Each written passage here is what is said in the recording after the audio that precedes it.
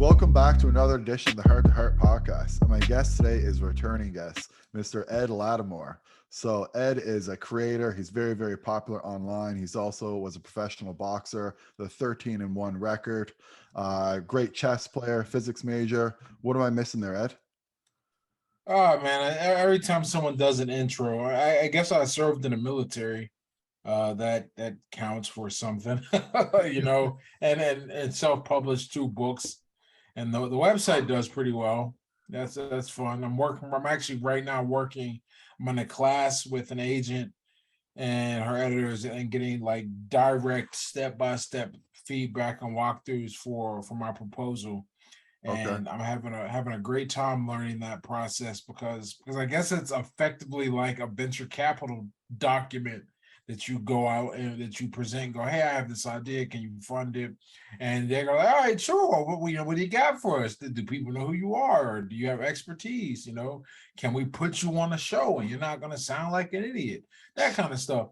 And so the past if we want to count it all, the past 10 years, but really the past 5 have put me into I think a good position. I'm really excited about what's going to happen with the proposal. TEDx talk too. I forgot to mention that. Oh yeah, that's right. Yeah. See, I knew I'd forget something. And your book, I don't even know if I first discovered you on Twitter or if I first read your book and then discovered you on Twitter. But I read your book and it was awesome.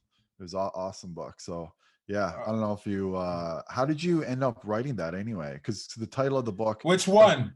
So the one that I read was something like not being liked is a superpower. Oh yeah, not caring what other people think is a superpower. That was just a collection of essays around the things that I thought were really important and kind of vital to my growth in life and a lot of changes that I had went through that have set me up to be this person today. Because I would say, I mean, I know everything that you've gone through sets you up for the future, but if you were to look at my life prior to 2013, and really, if you want to be in really 2014, because I didn't make the big changes until the end of 2013, you'd probably go, oh, there's no way this guy's gonna be where he's supposed to be. I actually had lunch with somebody. I had dinner with somebody, I guess, with somebody I used to work with, and this was years ago. But at this point, I guess over 10 years ago is when I really did everything. But sometime in between, and she was telling me that the old manager just figured that I wasn't doing anything with my life right now because pretty much how everything looked in the trajectory. But I made some and for pretty people who don't know, changes. Ed, like I know a lot of people know you had an addiction to alcohol, but like your childhood was like pretty rough, and obviously you had to go through a lot of changes to become the person you are today. Again, you were an author, two-time author. You're in the military, had the great heavyweight streak. You were 13-0 at one point.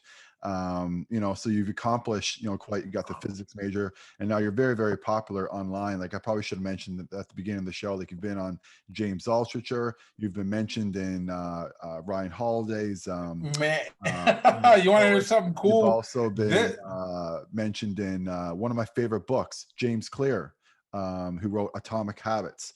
I think that's one of the most popular books, or has been for I think a few years right now. So you've accomplished a lot. And then to give people a little bit of a background, like you give people a little bit of a history on like how you grew up and that kind of thing. Yeah, sure. What's crazy, right? I was talking about that proposal, and that is the second significant thing. I'm taking a note now so I don't forget it. I forgot to include that in my bio, and it's pretty significant. There were 2 things I forgot to include in my bio. That I was Roy Jones Jr.'s sparring partner for his Mike Tyson fight, and then I was quoted in Atomic Habits. So that's cool. But as far as like how I grew up and everything, I am a typical at-risk youth, if as they define that. Born to a single mom, in poverty, in public housing. those are like the big three: single mom, poverty, and public housing, and then everything else that kind of comes from that. Like if you were to like adjust, not even adjust, if you they've done this, they've taken measurements and gathered data of prisoners, and or if you could know nothing else, the most predictive quality amongst male inmates is no father in the home, and that's a really sad fact. And I was definitely one of those people, and that deficiency manifests itself in different ways. Some guys become super violent and aggressive in the street. Some guys become recluse and weak and pushed off. I didn't really become either, and I think I'm lucky because of how I'm designed and built. I think intelligently, and I try to approach things. I'm very good at thinking about the consequences of my actions. I've always naturally had that. So that turned me into a more, like, I could have been a devious schemer if I really wanted to be, but I had some really lucky breaks and met some great people along the way. Um, who at the time the change was insignificant. When I was 14 and I went to a different school across town and I had to learn a different way to interact with people and see the world differently. At that time, the change was insignificant. But over time, that combined with what I touched beforehand, how I learned to survive, combined with a I guess a stable outlook and seeing some things and love and care and all that, uh, really helped me become more than I could have been had I been born in that environment alone, the nice one that I eventually got exposed to, and and certainly if I had stayed in the hood. And you mentioned before, like I've seen you tweet, I think even recently, about how you always say like someone's been in your situation or even worse, and somehow they've managed to make it out and they've managed to succeed. And obviously you've embodied that in your life. So like, what do you say to people who may be listening, who are born at an extreme disadvantage, and who don't see themselves overcoming anything, maybe feeling a little hopeless? Like, what advice do you kind of give to those types of people in order to get out from where they are and to become successful like you've become? No one cares. That's the first thing you have to embrace. You have to embrace the hard parts of the situation. I'm not a big fan of of easing a person into the hard truth with any type of babying, sugarcoating, sidestepping, euphemisms, however you want to call it. No, we've got to immediately embrace the reality of the situation. Because if you do that, right, or rather, let's look at it, if you don't do that, then you may form a strategy that is based on incorrect or inaccurate intel. And that's the worst thing you can do. You solve a problem and it's not a problem. Okay. So instead, you have to understand what the problem is and what you're facing and what you're up against. And that's modified for me over the years, especially as I look back in retrospect and I see, really how how bad things were. Um, it's funny, when my mom was alive, she was on my mailing list for a little while, and she got off because she thought she didn't like the stories I told. She didn't like that I talked about my childhood and things like that. And I said to her, I was like, if I lied, let me know. Like if I was dishonest or misrepresentative, let me know. But otherwise, the things were just as bad. And it's only being an adult, like a stable, together adult who can look at generations grown. At 37, that's old enough to see someone who was born, who's like born, even born when I was 20, grow into a functional, capable person who like, if they break the law, may be charged as an adult. And when you see that, you realize, when you see how people were raised in the exact environment you were, and how they turned out, your family members, it really it lets you see, yeah, it could have been a lot worse. So for me, I never got a chance to delude myself. I never got a chance to lie to myself. I never thought things were going to be better. Someone was coming to save me. So that changed how I looked at everything I did. I took, right now I'm big on the entrepreneurship, work for myself path, but it wasn't always that way because I didn't know that world. But when I was big in the world where I was like, I've got to get a job. That's ultimately what got me back into school. Is I said, I'm never going to make it this way. I need to make sure I have the skills to get a job. My resume will look nice if I go to the military, things like that. I never thought it would just work out, or it was all good, or I was fine the way I was, because I knew I would pay a penalty for that. So that's what I would say to anybody in my situation. You gotta keep it real with yourself, and you gotta be really real with yourself. Like when some people say it ain't that bad, be like, nah, it's pretty bad. Like people will do that. They don't get it because they're just people don't like discomfort. And I've heard you talk about before recently. I actually I retweeted it, and it was, I don't remember the whole tweet exactly, but it was something like, if you're still using, childhood trauma to define Mm-hmm. you, then you're not really an adult. And it brings me back to I read a book recently based upon Alfred Adler's psychology, Adlerian psychology. It's called The Courage to Be Disliked, and he has a chapter in it where he basically says like that you should deny trauma, and some people may find that almost offensive even saying it, but but for the other, but some people may find that also very, very liberating, because it's like, you can say, yes, this happened to me. You can't, deny that something happened to me, but you can, choose how you decide, what happens to you because of that. So you can say like, I choose to deny that I'm traumatized. Like, yes, I saw horrific things. Yes, I experienced horrific things, but I'm denying that I'm going to be traumatized because of this. Is that something that you just kind of figured out on your own? Yep. And I say it even because I'm big on poetry and making the words sound, enticing. I say, just because you were victimized doesn't mean you have to be a victim. Things happen to you, I like that saying a lot. That's great. but you don't have to be defined by them. And the moment you let yourself, and well, I'll dig into some nuance here eventually in a moment, but I want to just touch on this part, the negative part.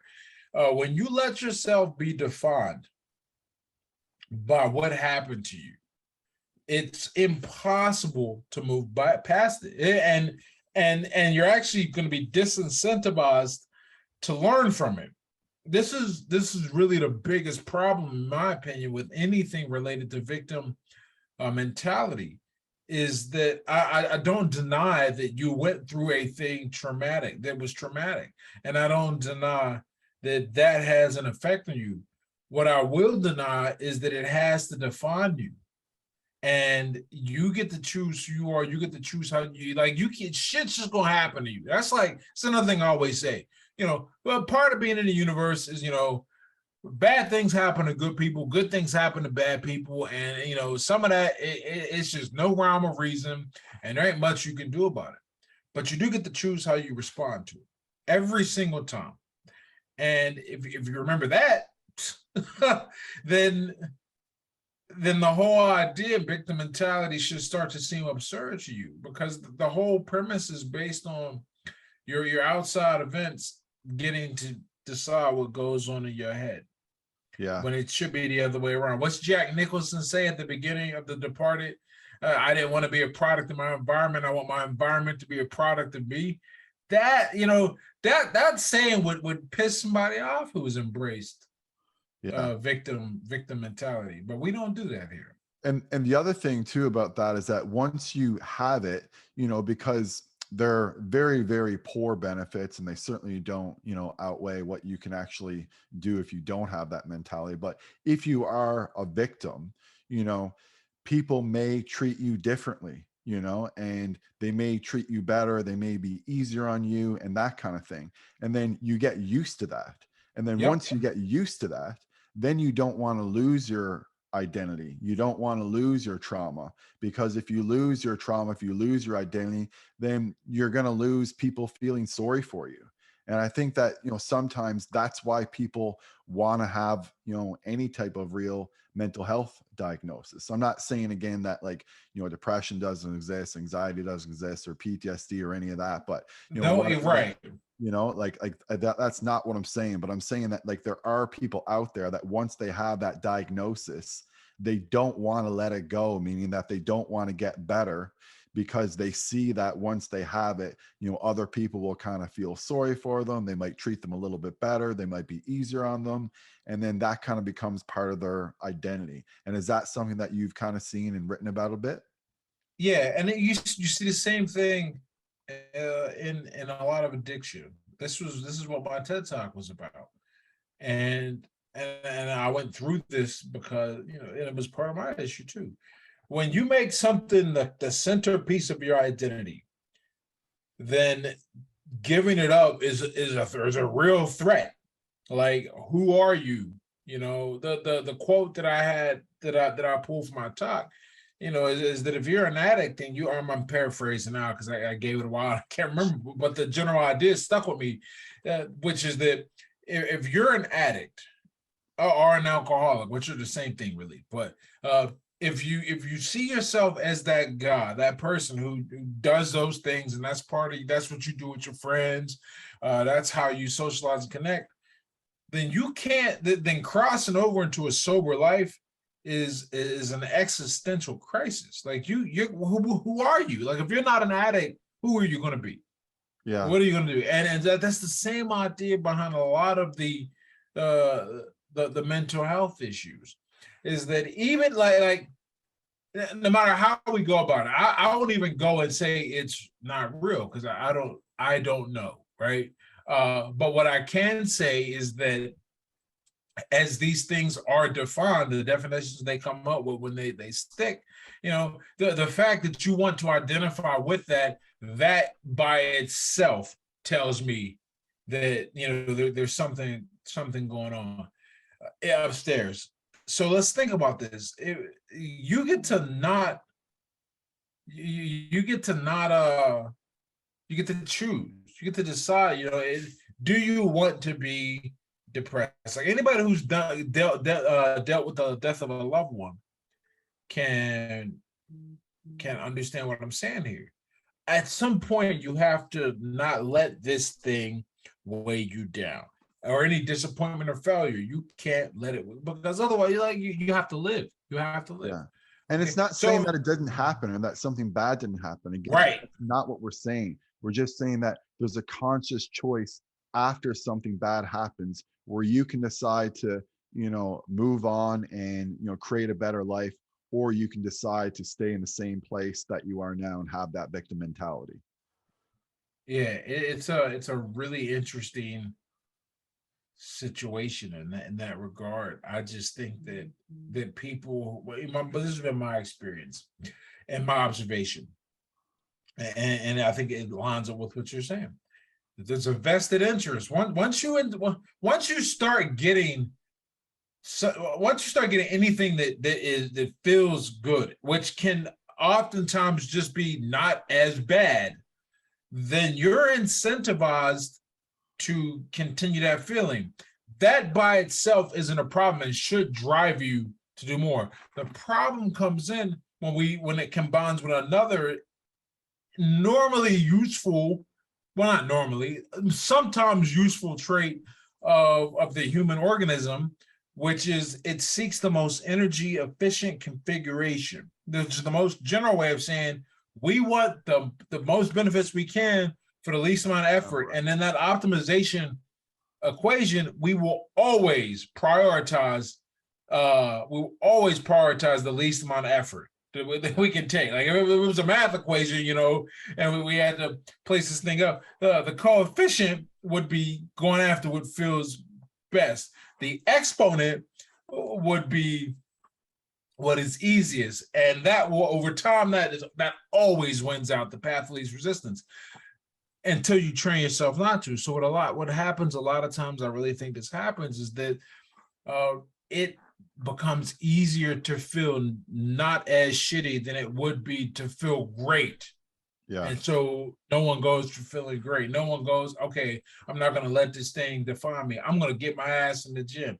I'm going, that's why, like, every single piece of research I've read on this, and I ended up reading a lot because I was having a debate. You ever do that? You know, in a debate with somebody and you become an expert on a topic.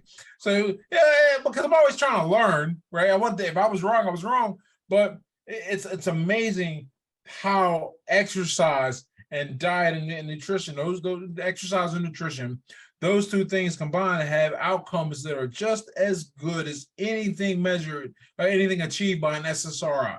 And no one likes that. No one likes that because what does that say? That says, well, you might just need to get your ass up and move. Yeah. The only, I guess, like pushback against that some people have is like, what if you're, so depressed that you can't, initiate exercise? And I always say to people, if they're in that position, that, just do something and then just create momentum. And then eventually you will be in, a situation where you can exercise daily. There's a few other topics that I wanted to cover here, Ed, today. And one thing that I wanted to ask you about was, so you've been sober now for, I think, almost 9 years now, right? It'll be 9 years this December. Yep. Okay. And so when you say sober, do you mean from like anything psychoactive, or do you mean just alcohol? I drink coffee. That is the strongest drug I put in my body. Okay, that's technically not true. All right. So when I say sober, I mean I don't do anything where the there's going to be withdrawal effect, or there's going to be a come down, or withdrawal effect. Pretty much where the cost exceeds the benefit, right? And to me, that is pretty much everything we can think of. Like I was never a hard drug user. That shit scared me because of what I grew up around. Booze, not so much. And then I got with the alcohol and I was the issue, so I cut that off. But sometimes people be like, oh man, you drink coffee, you use nootropics. I'm like, well, I'm not sitting here like doing lines of Adderall, like that's not really how I'm rolling. It's like I wake up, I go and sit and do work and find a modafinil or something. But I'm not there's no addictive relationship with anything in my life. Like even caffeine, I make sure I'll go right now. This is decaf I'm drinking. Okay. So say if have you talked to anyone else, or have you ever thought of like, using like psychedelics or like mushrooms and like microdosing, or do you feel like that's okay, so I've heard of this. I have heard this, and like, my initial response was skepticism, as I think. I don't know. Well, it just as my response was, it was skepticism. Yeah. Okay. And then, I go and educate myself. That's what you do. You should educate yourself. Like, no matter how I initially feel towards something, if you tell me that there is an achievable result that where the value exceeds the cost, then I have to at least open my mind and look into it. So I started reading some of the things that are being done, and I said, this is really fascinating. And then the thing that really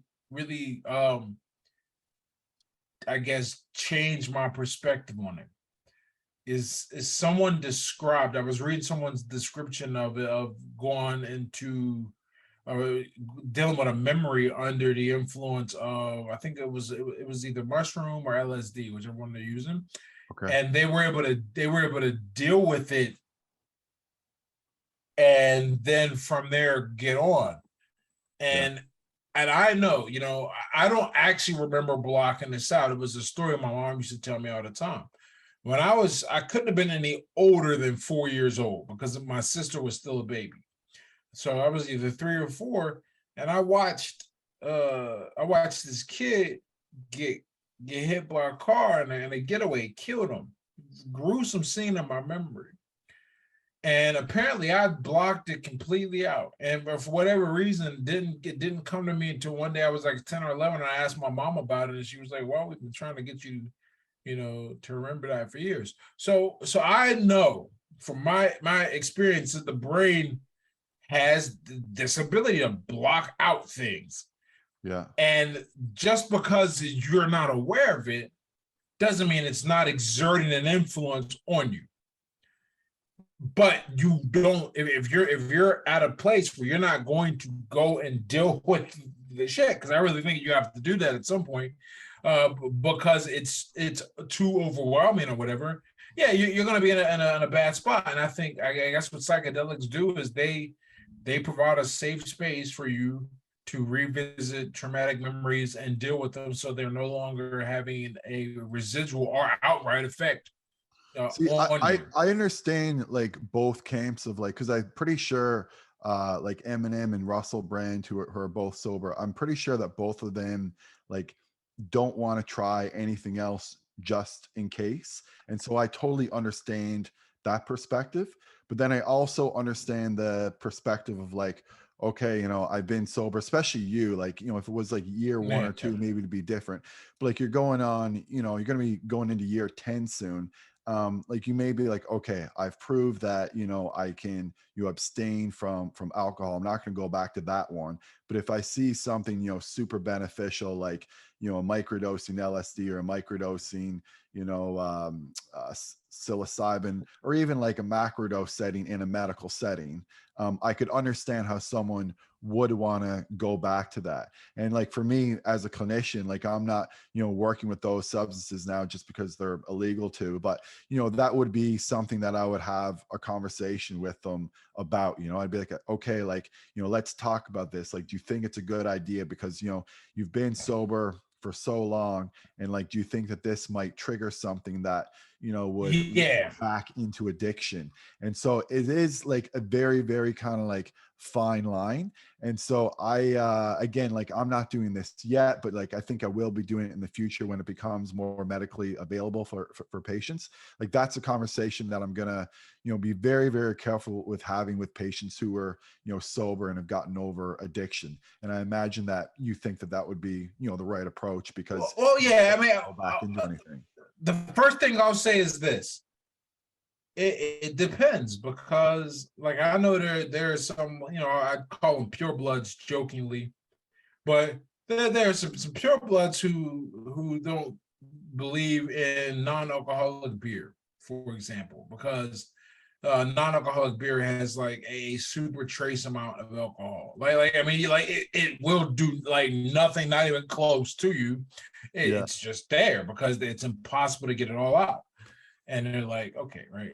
And somebody told me that they couldn't deal with it because it triggered them to want to drink. It's never had that effect on me, but I can understand if it has that effect on someone else.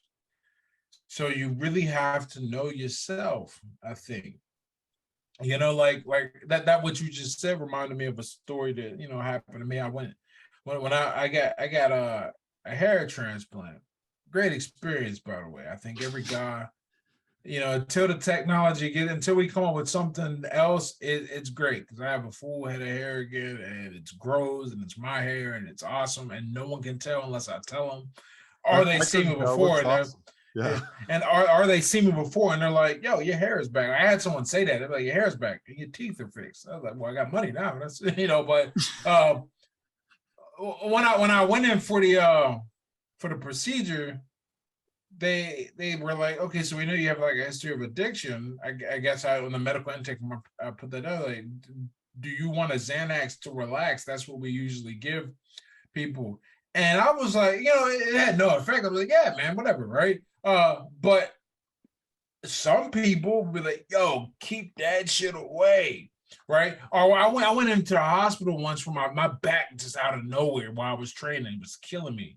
And they gave me something. I don't remember, Like an but opioid, I like I remember her asking me, yeah, tremor. That sound, but something dull, right?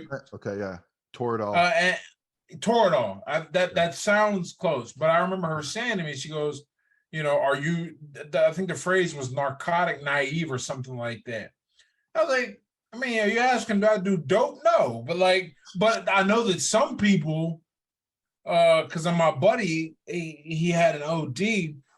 I know that when he goes into the hospital, they look at his file and are like, we're not going to give you that. We're going to see, what we can do before we give you that. So it depends. It really, I think it depends. I think with that said, that level of self-awareness and really level of self-awareness, I mean, that's a high order. That's a very high order that I don't think most people will have the capacity to answer accurately. They'll answer truthfully what they think, but whether they're correct or not is a different story entirely. If for any other reason, then how do you know? Yeah, and Unless you know. unfortunately, like, yeah, like, I mean, in some ways, I guess, like, you don't know unless you try it. But in other ways, though, too, like you said that, you can go without caffeine, you can go with caffeine, like it doesn't Yeah. seem to bother you. Like you've had this experience now with, like, if I don't know if you call it an experience, but you took the Ativan and you did well with that. So like for someone like yourself, like you're probably pretty confident that, like, okay, if I just do, a little bit of microdosing of LSD and psilocybin just to see what's up, because maybe it does boost creativity, make me a little bit more energized, focused, or whatever you're kind of looking for. Like you probably not really Yeah. worried that you're going to get like addicted to that. Not only am I not worried, but every nootropic I've tried, I don't, okay, I'm not as careful as I probably could be, but that's to my standard. I do a decent amount of research and I try and find the good and the bad. You can just type in side effects of, and you'll get, no matter what it is, you can type in side effects of apple juice, and Yeah. somebody's got a list on the internet. So but you can also type in like benefits of cyanide. Somebody's got that list somewhere, right? Yeah.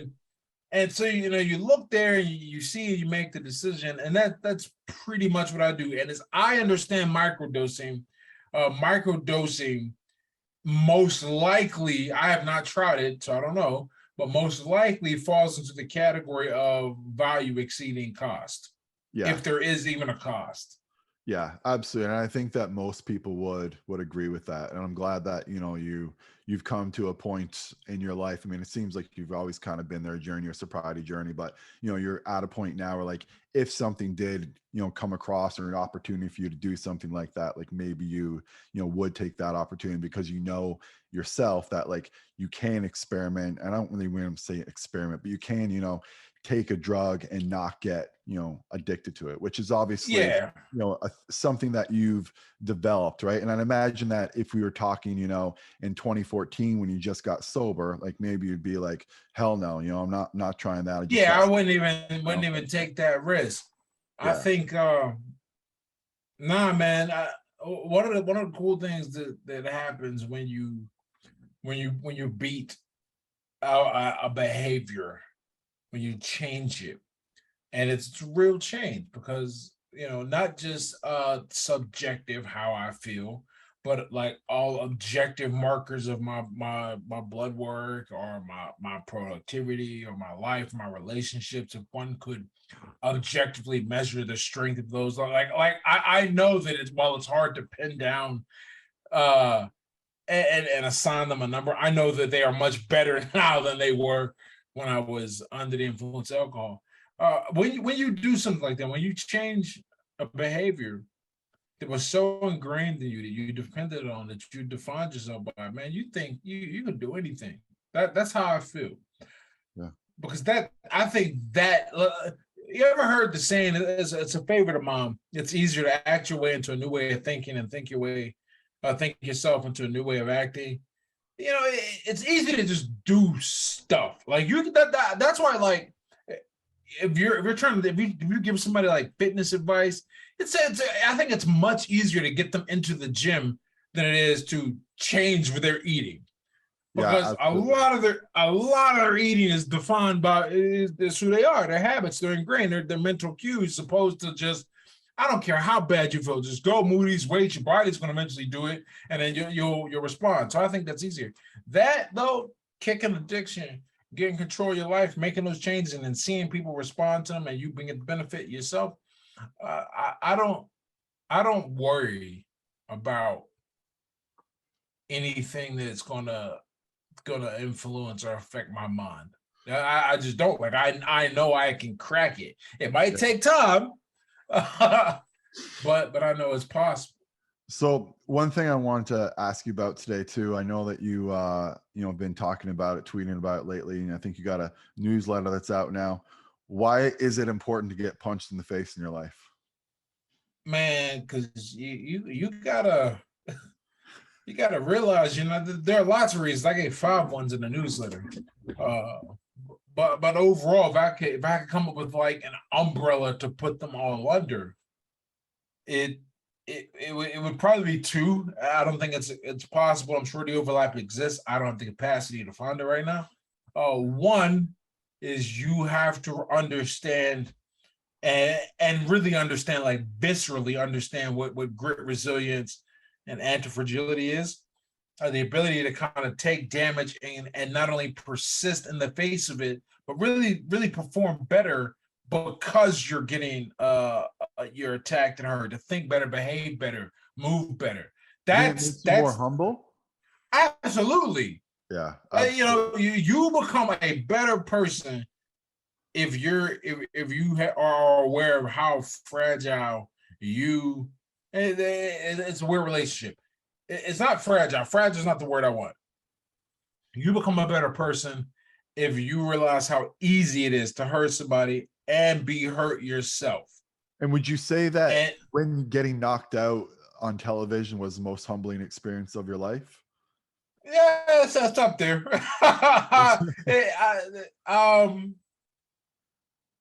That's certainly the most public one.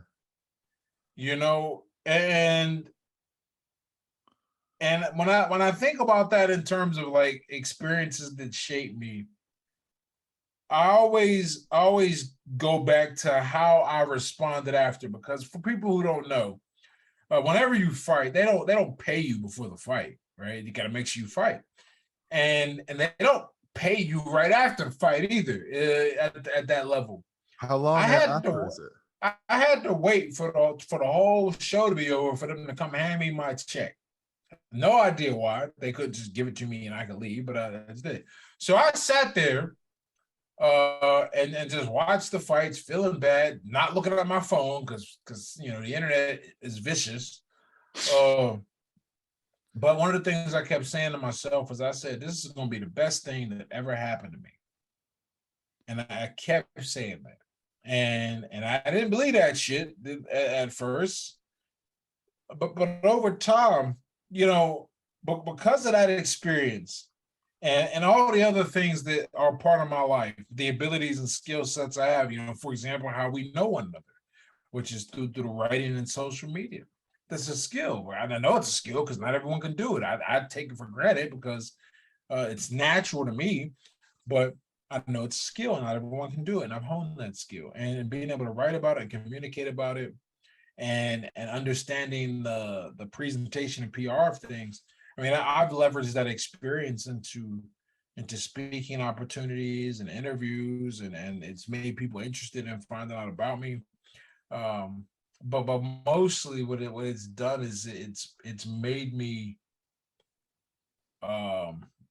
it's increased my empathy and connection with other people. Addiction did the same thing, by the way, because once you've been to the bottom in any area of life, and the only way to go is up, then you expand the range of people you can interact with, talk to, relate to.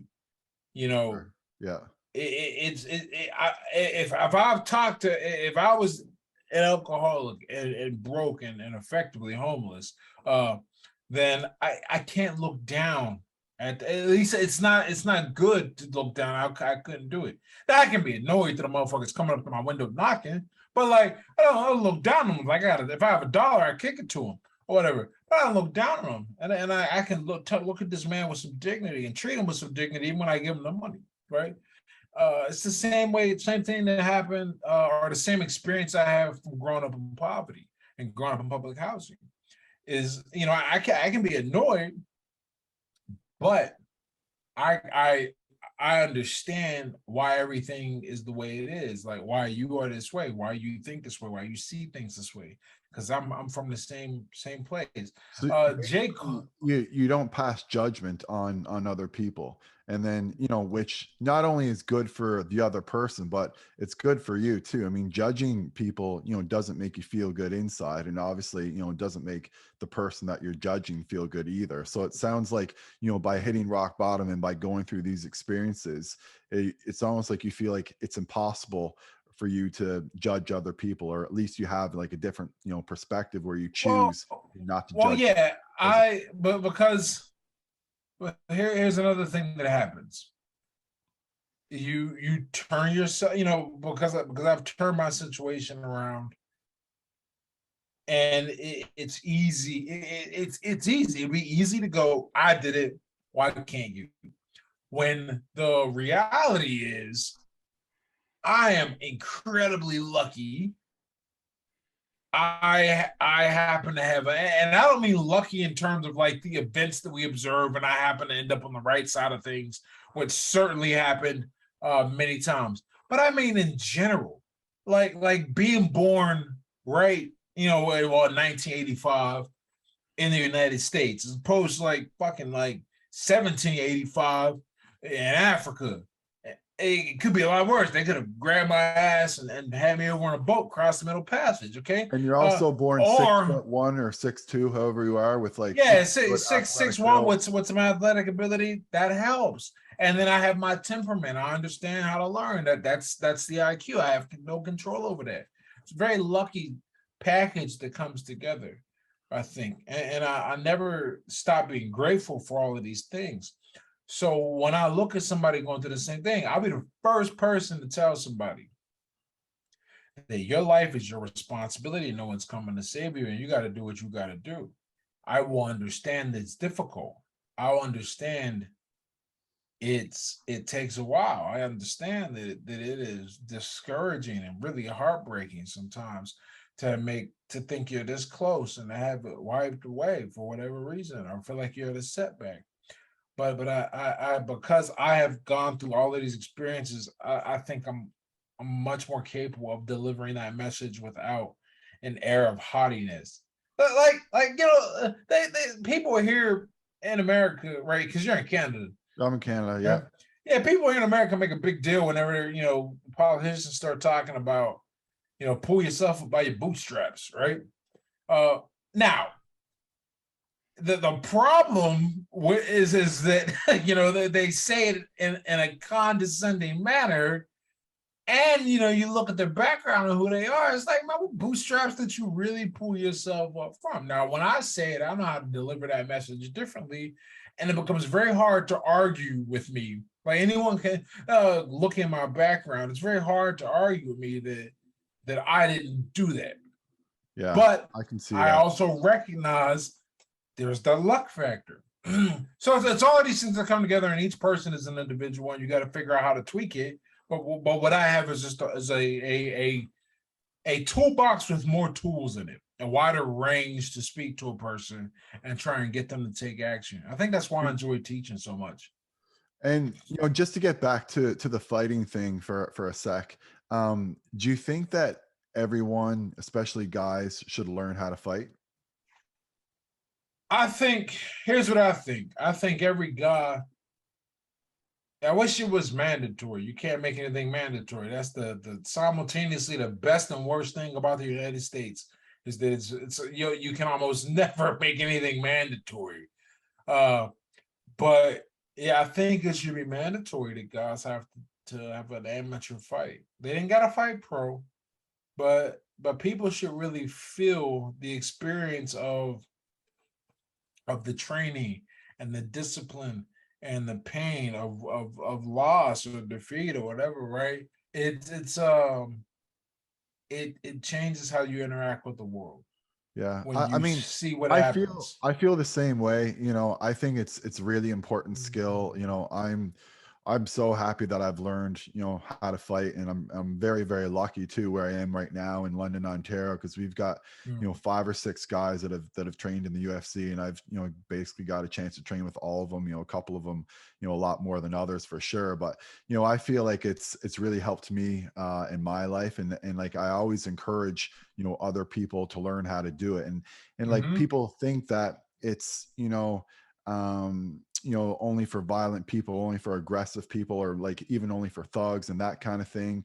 And yeah, like in some of those gyms, like, you will have some people like that. And yeah, like there are probably more people with kind of like tough backgrounds than people who don't come from tough backgrounds. But that's changing drastically. I mean, you look at someone, I mean, you can hate on Jake Paul all you want, but the guy's putting the work in the gym. No, he hasn't knocked out, a real boxer yet, but he seems Yeah. to have, learned at least some skills. We'll see how he does now. I think he's fighting Anderson Silva next month, Yeah. which will be pretty interesting. But it's done a lot for him in his life. So I think we need to get away from like this notion that like, fighting or learning how to fight is only for thugs. Like it's not. Like it's a really, really awesome skill to have. Like it's just like reading or writing or speaking or anything. Like it's a great skill to have. It makes you feel better. It's going to make you more confident in a variety of different situations. And it's also something that you have to learn. Like, to learn how to box or to learn how to do jiu-jitsu, like wrestling, like all of it, like it actually takes, quite a bit of memory and learning in order to Yep. master that stuff. And, I've, said it to a couple of guys before, like, holy shit, like, how do you remember all this stuff, especially the MMA guys? Because, like, they have to learn all of it and then they have to put it all together. And like doing that is, incredibly taxing mentally. And I think it does help, improve your ability to learn in other areas of life. And, I think it's something that, at least every guy should learn how to do at some point. Just take some kind of class. And like I think you've tweeted before, like it is good to, not just do classes, but actually, do a little bit of sparring Train. and train and get beat up and learn like what the consequences are of getting hit and of hitting someone else. And it seems like that's something that's really helped you in your life, again, inside and outside the ring. Yeah. Man, boxing is, I wish boxing has changed me, but you gotta let it change. It doesn't change everybody. Um, and change is technically correct, but it gives the wrong implication. What it did is refine me. It refined my best traits into my, or it refined my good traits into like the best ones, and it really took the edge off of some of my worst traits or redirected them. The addiction being a superb example, right? If you but you can't get that experience in a comfortable position. You only get that experience if you're in something difficult. It's like this idea a buddy of mine used to have. He called it the crucible. He said fighting is like the crucible. It's, and the crucible is that thing where I think what you mix medicine or something like in that. And it's very high pressure, tight thing where two things come together and are made into something better, or two or more things. And I really, that always stuck with me, that to become a better, that becoming a better person is really the best benefit of fighting. And not a better person like, I'm out there doing some hippie shit or whatever, but like a better person like I have a strong sense of values, and I feel like I can stand on them, and I know I'm capable. And when you're capable, people forget this. When you're capable and strong, you are far less susceptible to any type of corruption or influence because you don't need it. You Yeah. know, every business I respect, every creator I respect, for example, they stand on their own and they offer something unique, and they know this and they live by it. And it's the same with your life. When you're able to stand on your own, when you're able to be strong and know that you don't need this, that, or the other to be good, uh then you can really develop I think the traits and characteristics that make that make life worth living and make life better. Very well said. Also, yeah. Well said. I got I one mean, more question yeah. for you. That's way off topic, but we only have a few minutes left. I was just wondering, what was your reaction to the Kanye West and Candace Owens stunt in Paris when they had this White Lives Matter? Man, I actually didn't even see the stunt. I saw people's reaction to it. Man, I have no reaction at all. Like you know why? Because I understand that for every X reaction, there's going to be a Y opposite reaction, another direction. And I've always said this, and the hardcore freaking whoever's don't understand it, because why would they understand this? From a marketing perspective, one of the worst things you could do is name your organization Black Lives Matter, but you only care about police shootings. Because what you do is you leave yourself open to the very valid criticism of what happens when a Black person is the shooter and you don't do anything, with the violence in the community. So I've got that, and then they've got their own like stick, and they are aggressive is an understatement. I think ideologically aggressive is probably accurate, but doesn't cover the full spectrum of really how things go. And so somebody's going to pop up and do something to piss them off. And look, and I think that's kind of Candace Owens and Kanye's thing. They're supposed to be that voice for the Black conservative. And the problem with freaking politics nowadays is that an extreme position always requires a counter extreme position for balance. Yeah. And so no matter who you think started the the extremism, I have my opinion, right? Then you're gonna get another response just as extreme. It's That's an what Jordan escalating arms Peterson always race. talks about all the time. And he said, like, the people who are like really promoting this like woke culture, putting pronouns in their bios and all this kind of thing, they don't understand that there's going to be a massive reaction from the other side where they're going to go too much to the right, way too much to the right. So he said, right, by having this like woke culture like come forward, now we're sparking this like insane, right-wing like alt-right right-wing movement that is going to become popular because people don't want to identify with the woke culture. So what's the most what's opposite left? of like the woke culture? And it's going to be this like alt-right kind of thing, which is kind of sad in some ways. Ed, I'd love to talk to you about this more, but unfortunately we're running out of time there now. Can you let people know where they can find you on Twitter, a little bit where they can find about your book, your website, your newsletter, anything that you want to plug?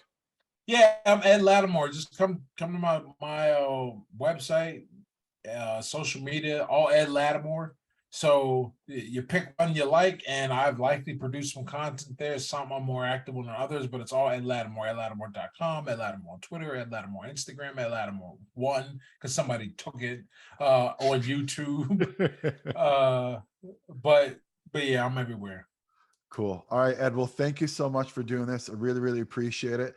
And all the best with everything. And I'm sure I'll be asking you to come back on sometime soon. Absolutely, man. No problem. Okay. And thanks, Ryan, for listening. I'll be back again next week.